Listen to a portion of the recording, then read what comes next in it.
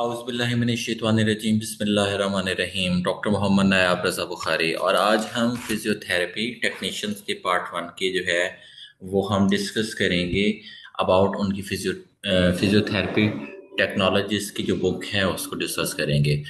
अब इसमें सबसे पहले हमें पता होना चाहिए कि फ़िज़ियोलॉजी को डिफ़ाइन कैसे करते हैं। Physiology is the branch of the natural science and biology which include the study of the complete function system of the body. It further classified into the systemic physiology, या system physiology, comparative physiology, medical physiology. Basically physiology medical science की एक ऐसी branch जिसके अंदर हम किसी भी human being का या भी किसी के इंटरनल स्ट्रक्चर का मुताला करते हैं, उसको हम नाम देते हैं फिजियोलॉजी का नाम देते हैं। अब इसको हम मज़ीद डिवाइड करते हैं जिसमें इसके पास आ जाते हैं सिस्टम फिजियोलॉजी आ जाती है, कंपैरेटिव फिजियोलॉजी आ जाती है, इसके बाद मेडिकल फिजियोलॉजी आ जाती है। अब सिस्टम फिजियोलॉजी क्या होती है? इस it is the study of the complete functioning body of the system. Body functional system body के पूरे उसको कंप्लीट स्टडी करने को हम नाम देते हैं सिस्टम फिजियोलॉजी का नाम देते हैं। फिर आ जाता है comparative physiology. It is the study of the various characteristics of the living organism. ये स्टडी है मुख्तलिफ करेक्टरिस्टिक का लिविंग ऑर्गेनिज्म के अंदर। इसके बाद आ जाता है medical physiology. It is the study of the physiological dysfunction and other disease related to the functioning of the human body system. ये बेसिकली स्टडी है फिजियोलॉजिकल डिसफंक्शन की। फिजियोलॉजिकल डिसफंक्शन, अगर डिसफंक्शन हो जाए physiologically, and other disease related to function of the human body system. अगर human body system जो हमारी normal body physiology है उसमें कोई डिसफंक्शनिंग हो जाए तो उसकी स्टडी को हम मेडिकल फिजियोलॉजी का नाम देते हैं। इसके बाद है जी हमारे पास यहाँ पे कुछ इंपॉर्टेंट क्वेश्चन राइज होते हैं हमारे जहन में कि वो हमें सॉल्व कर लेने चाहिए। जैसे कि हमारे पास important question of anatomy physiology, which is the longest bone in the human body. तो हमारे पास जो लॉन्गेस्ट बोन है वो फीमर को कंसिडर किया जाएगा। आपके लोअर एक्सट्रीमिटी की जो अपर पार्ट की बोन है, थाई की बोन है, उसको हम नाम देते हैं फीमर का नाम देते हैं। What are the type of the human anatomy? Main two type of the human anatomy, gross anatomy and the microscopic anatomy. Gross anatomy, it is the study of the body structure that are visible to the naked eyes. It is also known as the macroscopic anatomy. Gross anatomy है, इसके दो branches हैं। Study of the body structure that are visible to the naked eyes. It also known as the microscopic anatomy. इसको microscopic anatomy का नाम देते हैं। Microscopic anatomy, it is the study of the structure on the cellular level. Cellular level पे study करना, microscopic level पे body के structures को देखना, including the cell, tissue, organ, body, उसको हम नाम देते हैं जी विद द माइक्रोस्कोप, उसको हम माइक्रोस्कोपिक एनाटॉमी का नाम देते हैं। उसके बाद आ जाता है जी what is the function of the heart valve. The primary function of the heart valve is allow back flow of the blood.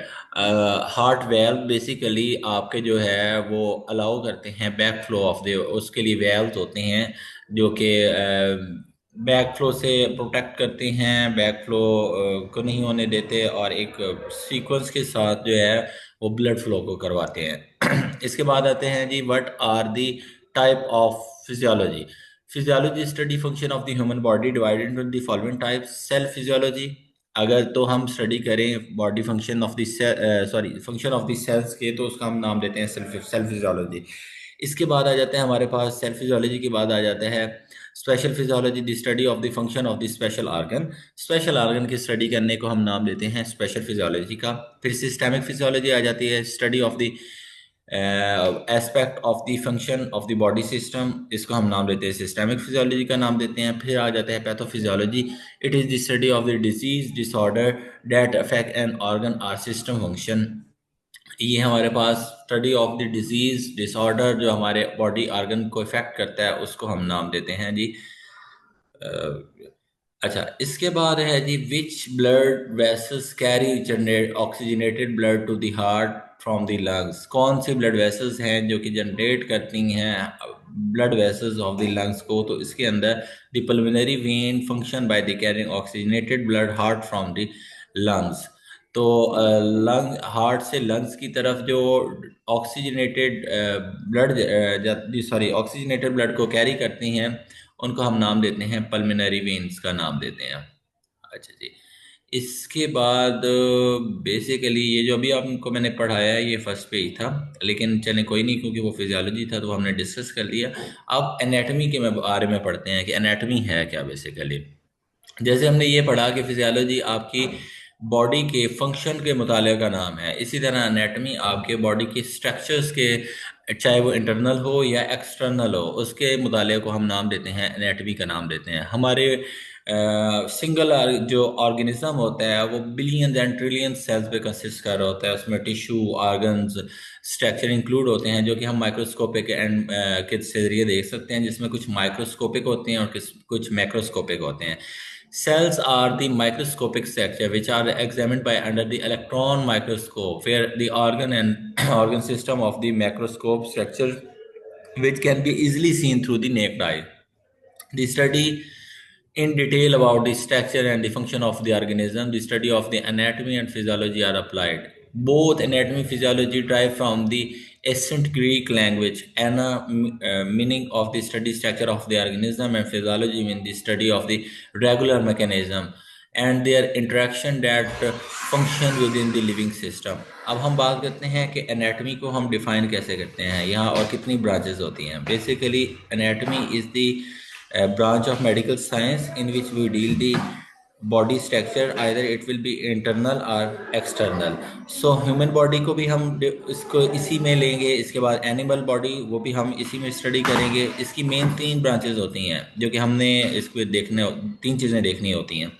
एक इंटरनल स्ट्रक्चर देखना होता है, सेकंड थिंग इंजरीज देखनी होती हैं, और वुंड्स को इंडिविजुअली कि हम देखते हैं क्या होता है। क्योंकि हम एनाटॉमी डिस्कस कर रहे हैं तो इसके बारे में हम इसी की ब्रांचेस को भी हम डिस्कस करेंगे कि एनाटॉमी बेसिकली है क्या, ब्रांचेस क्या है anatomy. This anatomy mainly microscopic are the gross anatomy. This anatomy mainly deal with the study of the large part of the body which can be easily through our naked eyes. For example, anatomy of the kidney, anatomy of the heart, anatomy of the lungs, gross anatomy further classified into the anatomical system, anatomical and the surface. Regional anatomy, systemic analogy and anatomy and the surface anatomy. अब regional anatomy क्या है? The study of the different structure in the particular region. अगर हम different structure का particular region में मुताला करें तो उसको हम नाम देते हैं सिस्टेमिक, रीजनल एनाटमी का नाम देते हैं। सिस्टेमिक एनाटमी क्या है? A system of the human structure, the system by system. अगर हम एक एक सिस्टम को पकड़ें और उसको हम देखें कि उसमें ब्लड सप्लाई क्या है, उसमें ब्लड सप्लाई क्या है, उसके अंदर जो है हमारे पास मसल्स कौन से हैं, रीजन कौन से हैं, नर्व सप्लाई क्या है, तो उस स्टडी को हम सिस्टेमिक एनाटमी का नाम देते हैं। इसी तरह सरफेस एनाटमी आती है, the study of the internal structure of the human body, उसको हम नाम देते हैं सरफेस एनाटमी का नाम देते हैं। इसके बाद आ जाते हैं microscopic anatomy. Anatomy deal with the study of the small and the minute structure of which called unexamined under the microscope. For example, different type of the microscope anatomy further classified into the cytology and histology. Cytology deal with the study of the human blood cells and histology deal with the study of the tissue of the human body. इसके बाद आ जाता है developmental anatomy. This anatomy is mainly used to study different structure changing into the body which occurs throughout the lifespan. Embryology developmental anatomy is used known the complete about the developmental process before the childbirth. तो ये child birth से before की anatomy को हम नाम देते हैं, developmental anatomy का नाम देते हैं। आज के लिए जो है हमारा इतना ही टॉपिक काफ़ी है। इंशाल्लाह कल जो है हम इसे मज़ीद नेक्स्ट टॉपिक के अंदर हम इसे मज़ीद जो है वो आगे डिस्कस करेंगे। Thank you so much. Fee Aman Allah.